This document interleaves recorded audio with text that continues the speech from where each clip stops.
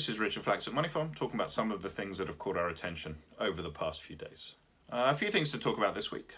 Firstly, unfortunately, around COVID, we've seen an increase in the number of cases and, importantly, an increase in the number of hospitalizations. And that's a number we think is particularly relevant because it really represents a call on a finite resource, which is the ability of the health service to handle the number of patients. And we've seen that reflected in an increase in the level of restrictions that governments have put in place really across the Eurozone. And that we think has implications obviously for the shape of the economic recovery. We actually saw some pretty decent numbers for the third quarter from both the US and the Eurozone, pointing to a recovery in economic activity.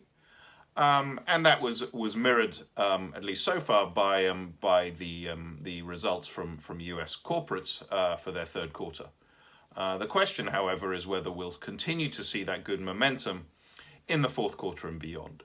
And to the extent that we see an increase in restrictions and an increase in caution, that's something that could weigh down on both sentiment and activity.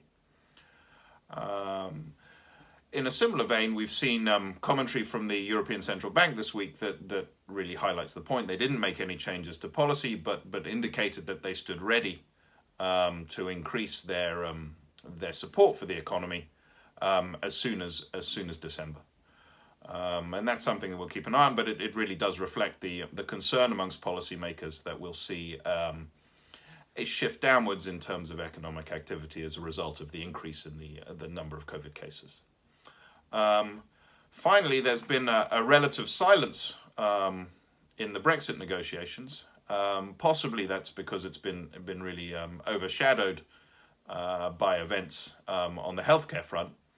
But also, and if you're an optimist, this is the view you take, also potentially it means that there's serious negotiating going on rather than just sort of pontificating for newspapers. And if we did see that as a sign of actual progress on the negotiations, we'd take that as a positive. Thank you very much for joining us, and look forward to speaking to you again soon.